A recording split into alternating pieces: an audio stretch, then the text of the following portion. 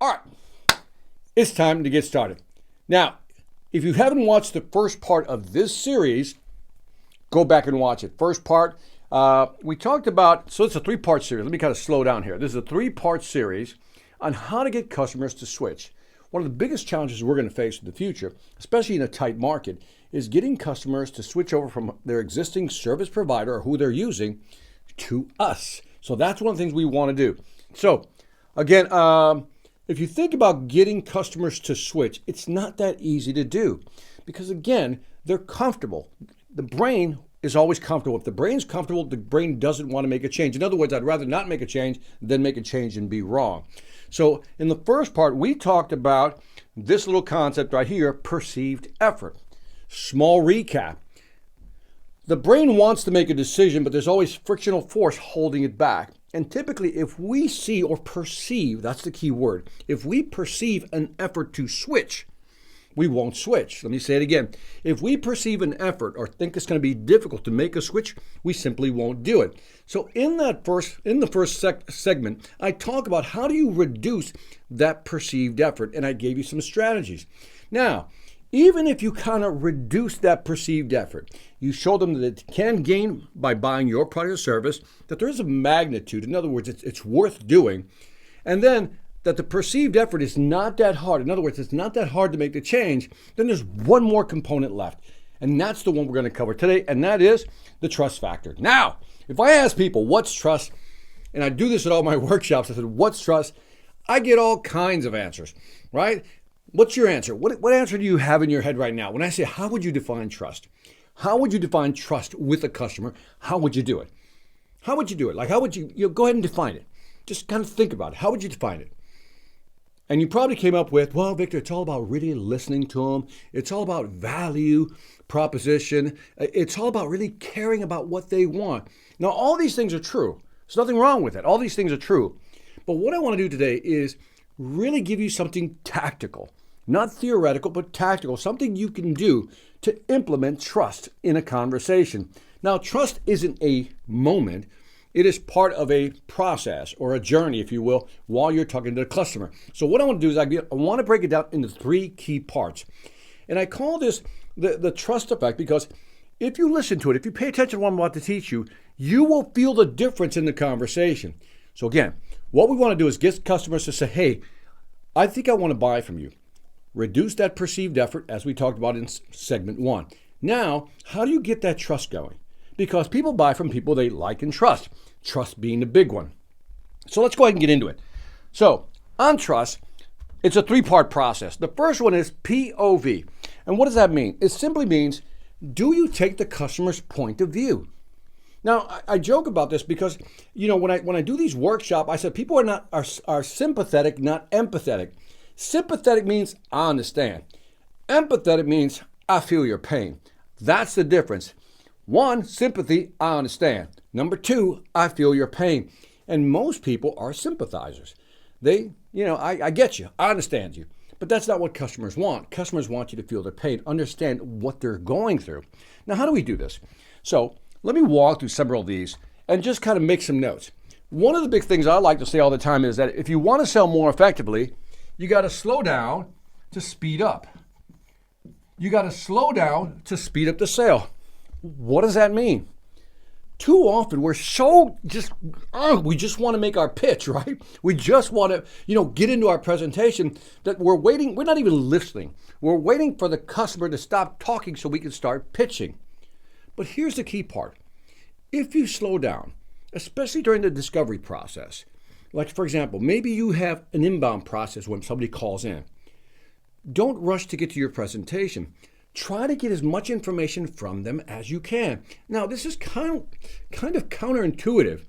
We think by asking a lot of questions, that's just going to be like annoying. No, what you're trying to do is pull all the information from the customer so that as you move through the sales process, you can better serve them. So again, asking questions is powerful because the best way to guide a conversation is to ask questions. See, the average person practices what to say. Listen to what I just said. The average salesperson practices what to say. The superior salesperson practices what to ask. Because when you practice what to ask, which most of us don't, we've been taught, here's your presentation, here's what you need to say. But what about what you need to ask? Because if I can ask the right questions, I begin to position myself as someone who cares and understands. Next one. Don't step, by the way, this is important. Let me not skip that one. Did you know one study showed, remember, what are we trying to do is during the conversation is pull a lot of information from the customer. One study showed that obviously asking questions is powerful. Asking follow-up questions, by the way, like, can you tell me more about that? Can you tell me how that worked out for you? Well, how did that impact you? These are follow-up questions. You're getting more information, right? And another way of getting more information is that when you're listening to somebody, you're nodding, right? But here's what's interesting. When the person stops talking, the customer stops talking, if you simply nod and don't say anything, on average, one study showed that you'll extract 25% more information. So think about this. If I ask questions, I gather information. If I ask follow-up questions, I gather that much more information. And if I learn how to just nod and shut up and just wait for them, I gather more information. Now think of this as all this information is what you're going to use towards the end of the sales process to close the deal, because they're going to tell you exactly what you need to know for them to buy from you. Next, don't step on them. You know what I mean by that? Sometimes we're not even listening. We're waiting to talk. Let me say that again because that's important. Sometimes we're not listening. We're waiting to talk. In other words, you know what the person's going to say because you've talked to enough customers. This is what they call the curse of knowledge. The curse of knowledge means you know so much that you're not even listening anymore because you know how you want to respond already. And it's almost like you get anxious. You just want to jump in. And that's where we got to hold ourselves back. Customers need to talk it out. Even if you know where they're going, even if you know what they're going to say, even if you can finish their statement, you got to let them talk. And that's hard because of this right here, word speed. Did you know that on average, you and I will talk at about 100, so let's say 200 words per minute. That's pretty much the average human velocity when it comes to talking, right? But did you also know that our brain processes information somewhere in the 800 plus, that's just a plus, processing speed? Do you see the problem? If people talk at this speed, but your brain processes at 800, you can see why we get impatient. So in other words, somebody's talking, and in your mind you're like, yeah. That's because your brain is processing at a higher speed. This is where you have to kind of talk to yourself sometimes. As you're listening to a customer, like, be patient, just wait, listen. And how do you sell yourself on listening? Keep this in mind. As I've said already, if I collect information by asking questions, if I collect more information by asking follow-up questions, if I collect even more information by nodding, staying quiet and gathering more information, when I get to the end, I'll close the deal faster. Why? Because I understand that. This is the paradox of you got to speed up to slow down. You got to slow down rather to speed up the sale. If I slow down at the beginning, really understand them, then I can push that deal that much faster. Last one. Let the customer tell you. This is all I'm saying to you. Let the customer tell you how they want to be sold. Now, as you're listening to the customer, what you're trying to do is move beyond sympathy into empathy. Remember, sympathy is, I understand you. Empathy is, dang, I feel your pain. Like, I feel what you're going through, and I feel the struggles that you're going through. If you've done this correctly, you begin connecting. I have a course in the Sales Velocity Academy where I talk about body language and mirroring, right? And how do you use that to really connect with somebody? So again, take the time to really understand, listen to them, watch their body language, and really adjust to their speed. By the way, one of the things I always tell people, remind people, is that if you're talking to somebody who speaks fast, then you need to speed up, or at least try to match their speed. If they slow down and they're more methodical in their speaking, then you're more methodical in your speaking. That's part of the mirroring process, okay? So again, if you've done all these things right here, then you've really understood the client, right? So if you've understood them, part 2 of the trust factor is the second part here is, this is where you position yourself as a subject matter expert. Listen carefully, because this is where all the money's at. If I were to say, where are the deals won, I would do this: 20, 60, and this will be the 20. I'll explain that rule. In other words, 20% of the win is here, but 60% of the win is right here. Positioning yourself as a subject matter expert. I always ask this question in my workshops. Is your product or service special? Everybody says yes, to which I say, no, it's not. Products or service are almost all the same. We've reached a point of product parity, service parity, where all the products almost look alike. For the first time, and I truly believe this, for the first time, salespeople, you are the differentiator. Too often we're looking for product differentiation, service differentiation, and at the end of the day, you are the differentiator. And it is how you frame the conversation. It is how you talk to the customer. It's how you set it up. If you've listened to them, then how do you begin to position yourself as a subject matter expert? Let me give you a short definition. There's 3 types of conversations you can have with clients. And again, I always ask people, do clients want more information? Yes or no? Let me ask you a question. Do clients want more information? Yes or no? The answer is no. They're inundated with information. In fact, they got so much information, they're confused. So if you're just giving customers information, you're not positioning yourself as a subject matter expert, because in many cases, given the customer and the customer journey, they may know what you already know. Said another way, today's customers are so well informed because they've gone on that customer journey. They've done some research, right? They went to your website, they've downloaded your paper, they've watched their videos, they looked at the different products, they know the competitors, so they know a lot. So they don't want information. That's not why they reach out or want to talk to you. It's not. They don't want more information. That's not why they want to talk to you. I'd rather go on the internet to get information and not talk to a salesperson. Which brings me to, then what do they want? Next level. If we go here, we do insight. Now, insight's important. Insight is information, but it's beyond the obvious. It's information, but it's beyond the obvious. Let me tell you what it means. When you're talking to a client and you're saying certain things, and the customer goes, I didn't know that. Oh, you could do that? Really? So if I do this, I can also do that? Yeah. So you're telling me that I can? Yes. That's insight. Especially when they go, I didn't know. I didn't know you can do that. I didn't know you had that. I didn't know that was possible. I didn't know you can bring those 2 things together. You can really do that? That's when you're adding insight. That's when you're really positioning yourself as a subject matter expert. So if you're in a conversation and your customer starts having those reactions, that's when you know you're hitting on all cylinders. That's when you're having a real conversation and positioning yourself as a subject matter expert. And is there a third level? Yes, there is. The third level is, I call this one impact. Now, I've been talking about these 3 levels for the last 3 years, and I think people are finally waking up that customers don't want information. Insight, well, everybody's got to offer insight today. That's kind of where you have to be today. But if you want to be a player amongst players, salesperson amongst the best salespeople, then here's where you need to be. Impact. What does impact mean? So, customer has the information, but now I'm giving them insight. I didn't know that. I didn't know you can do that. Really, you can do that. Wow, I didn't know that. But then impact, this is where you start. Again, I go back to my value trinity. When I talk impact, especially if I'm talking to a B2B person, I want to teach them how to increase their revenue, reduce their cost, or expand their market share. These 3 things. If I can show them one of these 3, how to increase their revenue, reduce their costs, expand their market share, that's impact. So let's slow it down, bring it back to customers wanting to switch.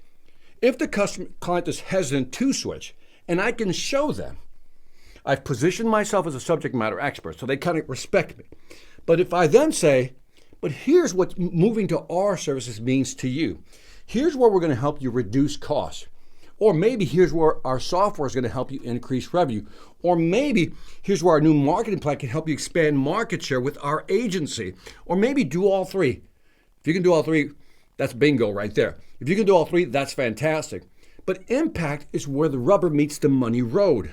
In other words, you're telling them, here's how it's going to impact your business by coming to us. So again, the first thing we need to do is listen to the client. Number 2, position ourselves as a subject matter expert. The last one, I'm going to show you something right now. that's so simple, right in front of us, but most of us don't see it. I call this the BIM. Yes, I came up with that. You got to keep your customer's best interest in mind. Keep their best interest in mind. If I take their point of view, I empathize, not just sympathize, I empathize. I feel your pain. I educate the buyer. I educate them. Again, beyond just information, I give them insight and also how it's going to impact their business. Now, what I want to do is offer them some options. Now, let's use this as an example because I think this is a powerful strategy, and I always love teaching this one. Did you know, if I offered you, let's say the customer tells you it's $50,000, that's all they can spend. And I want to talk about the power of a downsell. The power of a downsell is a way of building trust. This is one of the many strategies of building trust. If someone tells you it's $50,000, the tendency is always to, okay, then what I'll do is I'll provide a $50,000 option or a $53,000 option. Not this one, right? What I am saying is, what happens when you insert that number right there into your proposal? In other words, they told you it was $50,000, but yet you put something down to $47,000. Now pause for a minute. Put yourself in that position. You're talking to a salesperson. They've empathized. They understand your business, right? They've positioned themselves as a subject matter expert. Now we get to the proposal phase, what we discovered during discovery, right? At the beginning, we understood what their budgets were, what their price range. Now we're going to get to the close. And I told them my budget was 50, and the salesperson comes back with 3 options. Not only the 50, 53, that's expected, but he also comes back with one that's below my budget. What would be your reaction? What would be your reaction?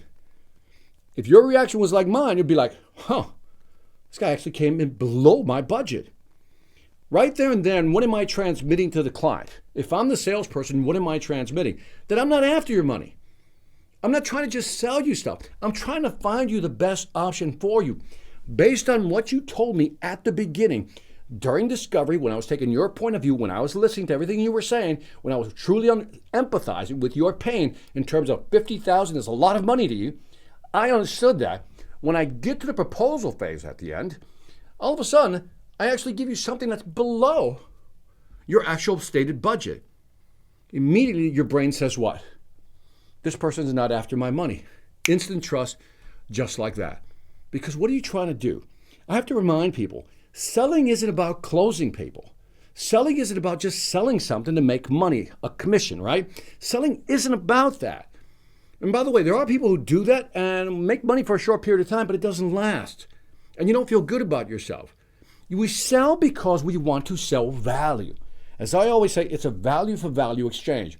If I bring a product or service that I think is better than what you're currently using, and you start using it, and that helps you increase revenue, reduce costs, or expand market share, then it's okay if I make a commission. That's a win-win. So in this case, by downselling, I'm looking out for my customer's best interest. One study showed that only 16% of salespeople actually use this strategy. 16%, because of the way we were trained. Well, if they say 50, make it at least 50, right? But if we know that there's a lower option that's better for them, why not offer it to them? Now, what do you think happens? Walk through the psychology of this. The customer told you the budget was $50,000. Let's say you're the customer. I come in, I give you a $47,000 option. Immediately, I build some trust. What do you think most people do? Most people still buy what? That, or they'll leapfrog over here. That's what they typically do. But even, let's say you don't even believe that. Let's say you believe they'll buy the 47. Did I build some trust? Of course I did, right? But now, second part of the equation kicks in as far as what this is worth. I closed the deal at $47,000, but remember, there's something called the customer lifetime value, which means they're going to buy from me again. Why? Because they trust me, because I looked out for them. For a $3,000 difference, I can earn a customer for life. So keep this in mind. When we talk about how do you build trust, again, 3 parts. 1, I take your point of view. I feel your pain. I understand your pain. I empathize with your pain. Number 2, I position myself as a subject matter expert. In other words, I tell you things you don't know, right? I didn't know that. Really, I didn't know I can do that. And I then tell you the impact, and I quantify the impact by either return on investment, cost, increased revenue, reduced costs, or how you can expand market share, right? And then when I move to the close, as I come in for the close, I give you 3 options. And if those options are within your budget, great. If I can find something below that and I can still offer that, that's trust. Those 3 elements is what's going to give you that trust with today's client. Let me say this again because I want to end on this. Today's client is looking for you to help them make a buying decision. The friction that's holding them back is too many options. And part 2, in this case, is who do I trust? You. How do you position yourself as a trusted advisor? Take their point of view, position yourself as a subject matter expert, and at the end of the day, when you're going in for the close, the proposal, the offer, make sure you're looking out for their best interest. And on that note, I just want to also add that the last one will be the loyalty effect, and I think that's going to be an interesting one. This is going to answer the question is, Victor, what if they feel a sense of loyalty to the people they're buying from? What do I do? I will answer that on the next episode. And on that